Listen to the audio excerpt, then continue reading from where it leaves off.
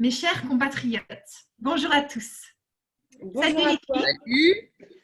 Tu veux Comment nous tu vas? provoquer là, Annelise, c'est ça? Tu Ouais, cherches à j'ai nous tellement provoquer. adoré.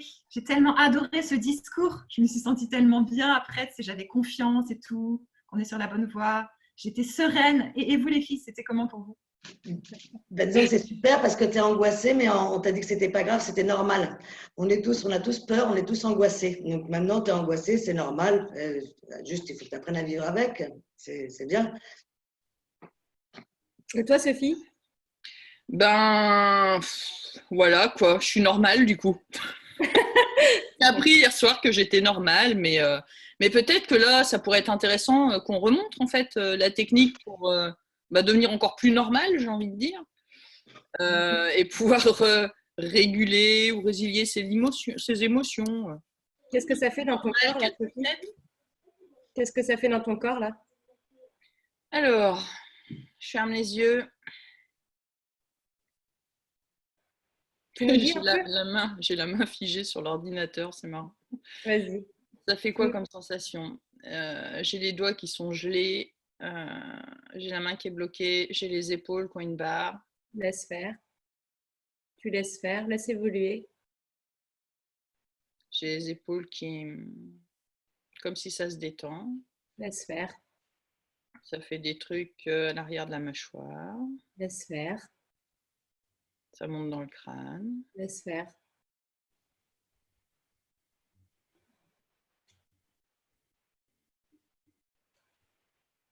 Signale les changements. C'est un peu plus détendu au niveau des épaules. Laisse faire.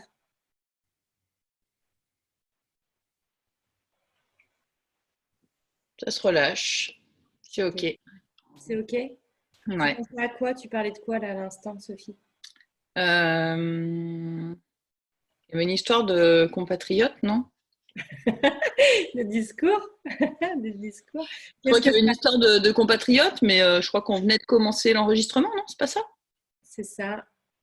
Ouais, on était en train de parler de ce que nous avait fait ressentir notre cher président. Ah oui, qu'on était angoissé, que c'était normal. Ouais, bon. Moi, je suis en colère. Moi, je suis très en colère parce que faire croire aux gens que la peur et l'angoisse, c'est la même chose, je trouve ça grave et je trouve ça même dangereux. Parce que quand je réagis parce que je suis angoissée, ce que je vais faire, c'est de la merde. Je vais faire de la délation, je vais fuir dans un autre pays, et ça n'a rien à voir avec de la peur qui va faire que je fais des choses pour me protéger. Et je crois que c'est à cause de ça, parce qu'on mélange peur et angoisse, que du coup, les personnes, elles ne comprennent pas ce que c'est qu'un geste barrière, qu'on voit des gens qui vont avoir les masques et les gants et qui vont se gratter comme ça, sans se rendre compte que finalement, ça ne sert plus à rien leurs gants. Et je pense que si on, à force de confondre les gens et de les confusionner dans la peur et l'angoisse, c'est la même chose, on ne protège pas les personnes, quoi. Ça me semble grave. Est-ce que tu peux nous redire justement la différence pour toi entre une angoisse et une peur saine, justement peut-être pour qu'on puisse tous faire la distinction quand on est justement dans quelque chose d'adapté et dans quelque chose d'inadapté, justement. Je vais avoir peur et du coup, je vais me mettre à penser tout de suite, je vais trouver tout de suite une réaction qui va me permettre de me protéger. D'accord? Si je suis angoissée, je vais faire n'importe quoi pour arrêter d'être angoissée. Par exemple,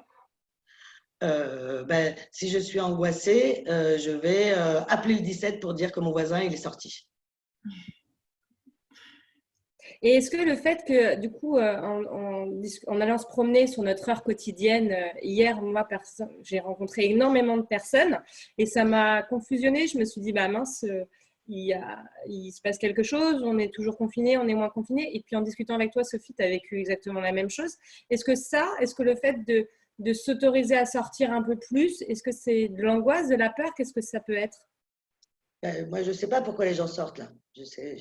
Là, je ne peux pas te répondre. Ce que je peux, c'est si je suis angoissée, je vais projeter. Oui, ils sortent parce qu'ils font n'importe quoi, parce que j'en sais rien, moi. C'est moi dans mon quartier, ceux qui sortent, et surtout c'est un quartier qui est semi-populaire, semi-pavillonnaire, ceux qui sortent, ils vont au taf. Donc, si je suis angoissée, je vais projeter mes peurs. Si j'ai peur, je vais m'interroger, mais je ne vais pas automatiquement ressentir quelque chose d'insupportable, quoi. Je ne vais pas interpréter. la réaction de l'autre.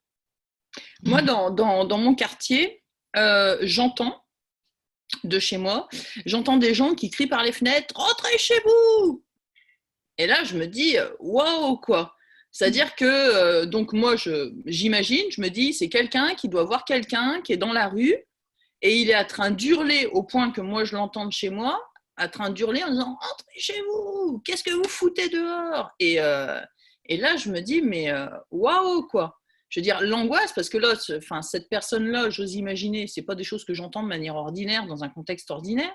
Donc, je me dis, cette personne-là, pour qu'elle en vienne à être au taquet, donc coincée dans son angoisse, derrière sa fenêtre, à certainement passer sa journée à regarder comment les choses se passent et avoir tellement être tellement ligoté dans son angoisse que quand il voit quelqu'un, il flippe, il ouvre la fenêtre et il lui dit de rentrer chez lui, alors que c'est peut-être quelqu'un qui va faire une course, qui va... J'en sais rien, quoi. Il n'a pas dit « Toi, un tel, rentre chez toi ». Donc, je pars du principe qu'il ne doit pas le connaître. Donc, c'est qu'il y a une personne qui est au taquet comme ça. L'autre fois, je pars faire mes courses. Je fais la queue. Donc, ils ont mis les espèces de barres, là, pour nous délimiter à 1,5 m les uns des autres. J'étais à ma barre. Voilà. Et en fait, je n'avais pas vu que la personne derrière moi me serrait d'un peu trop près. Moi, j'étais à ma barre. Et en fait, il y avait une file d'attente à côté. Et j'ai pareil, une dame qui se retourne et qui fait « Mais vous allez vous reculer de la dame, oui !» Et moi, je me retourne comme ça. Je fais « Qu'est-ce que j'ai fait ?» Et en fait, elle parlait à la personne derrière moi. Et moi, je m'en étais même pas rendu compte. Et je me dis, mais ça crée ces angoisses et ces espèces ça crée des comportements, ça génère des comportements qui sont complètement hallucinants. Elle avait un masque, la nana qui t'a dit ça? Ouais. D'accord. Parce que moi, dans mon magasin, il y a les travailleurs, là, pauvres, qui ont tous des masques, qui ont tous des gants, qui font tous très attention. Et puis, il y a ceux du quartier pavillonnaire qui sont là au téléphone avec leur mari. « Ah, ben, il n'y a plus de beurre, qu'est-ce que je fais? Qu'est-ce que tu veux que je prenne ?» Ou l'autre qui commence à pester à voix haute en disant « Ah, ben, je vais me faire engueuler par ma bonne femme parce que je n'ai pas trouvé la farine. » Mais gros, tu parles sans masque, t'es dangereux là, tu es en train de faire un truc dangereux. On ne parle pas parce que ça poustillonne et ça sort de là. Et le gars va donner des leçons à tout le monde sans se rendre compte qu'il est beaucoup plus dangereux que celui qui peut-être reste à moins d'1 mètre, mais qui fait ce qu'il faut pour ne pas transmettre le virus.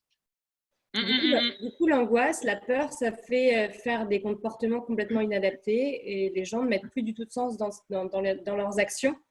Donc finalement, si on revient un petit peu à du discours du président hier, il y a un petit peu cette notion de double discours qu'on a pu entendre avec cette je vous prive de liberté, mais c'est pour votre bien, et en même temps, voilà, il y a cette notion de privation de liberté et d'angoisse et de justification de la peur aussi qui est là. Vous, qu'est-ce que vous avez envie d'en dire là-dessus, justement? En fait, il y a un truc intéressant, c'est que dans ce discours, tu dis, en fait, j'ai aucun pouvoir. C'est-à-dire que j'ai peur, je suis angoissée et ça ne va pas le faire, je ne vais pas être bien et tout. Alors qu'en fait, c'est faux. Tu as du pouvoir parce que grâce à la régulation émotionnelle, si tu fermes les yeux, tu peux te sentir mieux et apaiser toutes ces choses dont on parle, les gens qui hurlent à la fenêtre, qui pètent complètement les plombs, les gens qui frappent leurs enfants ou qui frappent leurs compagnes, etc. Donc, on a du pouvoir. Et je trouve que ça, c'est dommage que le président ne connaisse pas la régulation émotionnelle. D'ailleurs, on lui lance un appel, on est prêt à lui en faire, même gratuitement s'il n'a pas les moyens. Donc, on est là, vraiment, on est là. Non, mais il ne faut pas exagérer non plus. Il Non, ne faut pas être bénévole pour tout le monde non plus, quoi. Oui, c'est vrai. C'est vrai. Donc, voilà, Monsieur le Président, on est là pour vous. N'hésitez pas. Parce que voilà, on a du pouvoir. Oui, moi je voudrais dire aussi, ne confondons pas perturbation émotionnelle et ce qu'en systémie on appelle double lien. Moi, si on me dit blanc et qu'en même temps on me dit noir, ça me rend fou. Et je pète un câble, mais c'est normal que je pète un câble. Si on me dit il n'y a pas de danger, les enfants peuvent retourner à l'école sans problème le 10 mai et qu'en même temps il faut continuer à respecter les gestes barrières, j'imagine les mômes 7-8 ans qui retrouvent sa meilleure amie depuis 2 mois et non, par contre tu la touches pas. Hein. Non, c'est n'importe quoi. Ça me rend dingue et ça me fait péter un câble. Mais là, je ne vais pas réguler. Je peux toujours essayer de réguler, ça ne marchera pas. Parce qu'à ce moment-là, c'est une réaction naturelle face à un double message totalement contradictoire.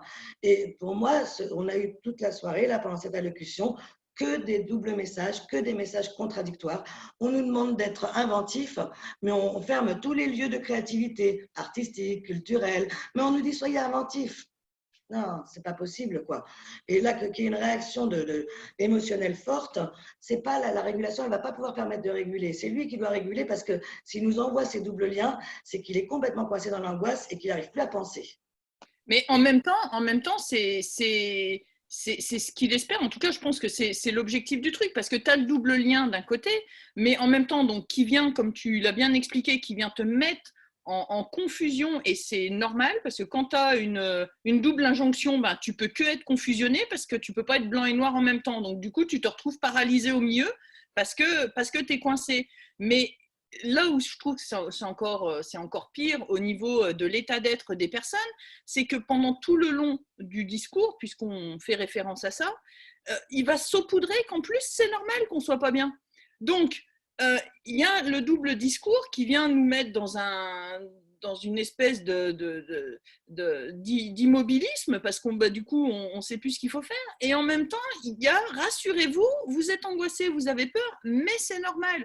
Donc, en fait, on se retrouve ligoté, et en plus, ben, c'est censé être rassurant, parce que c'est complètement normal d'être hyper angoissé. Bah non, quoi. Enfin non, c'est pas normal d'être dans un contexte qui est pas clair, et c'est encore moins normal d'y être angoissé, quoi. Enfin, et je vais pas faire de la politique à deux balles, c'est pas l'idée, mais c'est l'idée de savoir ce qui est important, je pense, en tout cas, de transmettre aux personnes, c'est de faire un pas de côté et de dire, ok, comment je me sens là aujourd'hui, qu'est-ce qui se passe pour moi, et si je suis en perturbation, est-ce que c'est une perturbation légitime, c'est-à-dire enfin, légitime, c'est pas tellement le mot que je vais employer, mais est-ce que je suis réellement en perturbation, ou est-ce que je me retrouve dans un contexte où je peux pas être autrement, en fait. Donc, moi, ça me fait vraiment penser si je suis un enfant et que je vois mon parent qui fait n'importe quoi et qui n'arrive pas à me protéger, je flippe et c'est normal. Bah, évidemment, oui.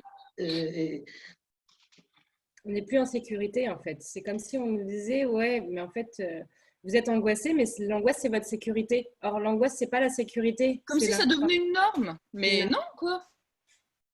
Non. Alors, du coup, pour la résolution émotionnelle, justement, c'est important de voir un petit peu ces états dans lesquels on va être. Et puis, si on perçoit que justement, dans cet état de confusion, il y a une émotion qui surgit parce que c'est possible, là, on va pouvoir réguler sur cette émotion qui va surgir, mais pas sur l'état en tant que tel. Et c'est de reprendre aussi cette capacité de réflexion, d'analyse, de ne pas toujours prendre tout pour argent comptant au premier degré, parce que ça, c'est compliqué aussi. C'est que quand on a un discours comme ça et qu'on est déjà dans un état de fragilité, on a tendance à tout prendre au pied de la lettre, un peu comme un enfant. Et donc, on n'a pas cette capacité de prendre du recul sur les choses, sur la situation, sur ce qui est réellement dit. En plus, on le voit avec son prisme de lecture à soi et de sa réalité à soi. Donc, quand on voit son entreprise et qu'on sait que son entreprise a fermé un mois de plus, ça veut dire 2 mois sans pouvoir payer ses charges. Ça veut dire qu'au mois de juin, ça veut dire qu'on va payer double charge, sachant qu'on arrive sur la période estivale. Donc, on va avoir aussi besoin de récupérer en vitamine D, on va avoir besoin de récupérer en capacité physique aussi, puisqu'on est en train aussi de perdre niveau capital santé, le fait de rester chez soi et d'être limité à 1 heure de marche par jour. On perd finalement cette capacité de préservation de notre capital santé. Donc, il y a un vrai enjeu derrière de comment ça va se passer aussi derrière. C'est pas 1 mois de confinement, là. On n'est pas parti pour 1 mois de confinement. On est parti pour quelques semaines encore de difficultés sociales et économiques, quoi. Ouais, moi j'ai vraiment envie de dire, vous avez peur, ça va déclencher des émotions de colère, d'indignation, des émotions très fortes, ça n'est pas de l'angoisse. Arrêtez de mépriser les réactions émotionnelles qu'on a face à la peur. Arrêtez de les dénier, arrêtez de n'en faire que des réactions de personnes qui sont ils ont peur, ils font n'importe quoi. Non, les personnes qui sont vraiment en danger, en précarité, qui n'ont pas la sécurité, ils ont peur et ils vont avoir des émotions de colère, des émotions d'indignation. Et on ne peut pas mépriser ces émotions et mélanger tout, quoi. Et qui peuvent être adaptés au contexte. L'idée, c'est qu'encore une fois, ça ne déborde pas. Donc là, ça va être intéressant éventuellement de réguler pour pas que ça déborde et que ça vienne contaminer notre quotidien. Mais j'ai envie de dire, quelque part, en termes d'hygiène personnelle, c'est intéressant de se remettre en contact avec son sensoriel aujourd'hui. C'est-à-dire, là, j'allume la télé, j'ai des discours qui me mettent complètement en double message, qui me saupoudrent, que l'angoisse, c'est devenu la norme et tout ça. stop, quoi. Je pense qu'il faut s'arrêter 2-3 minutes, reposer les pieds au sol et puis reprendre contact avec nos sensations. Mais nos sensations, pas dans le but d'aller chercher une perturbation, dans le but de faire, voilà, c'est hygiénique, quoi. C'est un moment, je reprends contact avec moi parce que là, entre les médias, le contexte, voilà, je m'arrête, je reprends contact avec moi et que je fasse ça dans un bout de pelouse ou pour ceux qui ont la chance d'en avoir une ou en sortant à mon heure de marche hebdomadaire, mais reprendre contact, quoi. Il y a quoi autour de moi, je sens quoi autour de moi, je vois quoi autour de moi, juste ça, quoi, de se remettre, de se réincorporer, de se réincarner, quoi, parce que là, on est complètement en train de se faire dissocier et d'être dissocié. Et ça va être super important, et même pour préparer la sortie, qu'on se réincorpore, quoi, qu'on se réincarne, parce que là, on n'est plus dedans nous. Et ça passe par le sensoriel. Donc, tapez les pieds au sol, mettez les pieds au sol, et puis reprenez contact avec vos sensations, quoi, parce que... Ah, mais moi, il m'a fallu une semaine avant de réaliser que j'avais le temps pour cuisiner. J'étais tellement pris dans le mental et moi, j'ai besoin de manger des produits frais, naturels. C'est nécessaire au niveau médical pour moi. Il m'a fallu une semaine avant de prendre conscience que j'avais le temps de pouvoir cuisiner des légumes, des fruits, d'en faire quelque chose de bon. C'est se réassocier à un moment. Mais oui, oui. Je suis sortie faut remettre les pieds au sol, quoi. La première fois que je suis sortie, j'ai commencé à sortir, je suis allée vite. Et, oh, c'est calme, j'ai le droit de sortir une fois par semaine pour aller faire mes courses. J'en profite. Et là, je me suis rendu compte que le lilas sentait bon. D'habitude, je ne le sens pas, mais comme il n'y a plus de pollution, ça sent bon. Ralentissons, reconnectons-nous au sensoriel. Si ça bug, on régule. Si ça bug pas, au moins, on revient à la vie, quoi. On reste vivant. On n'est pas robotisé, lobotomisé. Alors du coup, pour conclure un petit peu, ouais, on pourrait terminer un peu là-dessus. C'est OK, on repart pour un mois de confinement, mais utilisons ce mois pour pouvoir se réincarner, pour pouvoir recréer, pour pouvoir se réassocier, pour pouvoir être dans le sensoriel, dans cet équilibre entre notre capacité de jugement et notre capacité à être nous. Voilà. Et que quand on sent justement qu'on se dissocie, peut-être que c'est intéressant d'aller voir si on n'est pas en perturbation, parce que le fait de venir réguler permet aussi de se reconnecter aux belles sensations qu'il y a à l'intérieur de soi et de se remettre au contact des odeurs, des bruits, parce qu'on est important. Donc là, sur ce mois-là, peut-être qu'on pourrait dire, profitez-en parce que vous êtes important, parce que votre jugement est important, vos émotions, elles sont belles, elles sont joyeuses, elles sont jolies, vous êtes essentiel aussi, et préservez-vous parce qu'on a besoin de vous, on a besoin de tout le monde aujourd'hui. Avec vos émotions. L'émotion, ce n'est pas le problème, c'est la solution. Si ça bug, on régule, mais c'est elle qui me protège, ce n'est pas le discours rationnel. Et en attendant, de taper plusieurs fois les pieds au sol dans la journée pour vraiment reprendre contact, quoi. De vérifier plusieurs fois par jour que les deux pieds touchent bien de la même manière le sol, quoi. Juste ça, quoi. Et ça change le monde quand on fait ça. Reprenez les pieds au sol plusieurs fois par jour. Et donc, pour conclure, reprenez vraiment votre pouvoir, mes chers compatriotes. Merci. À bientôt. À bientôt. Allez, à bientôt.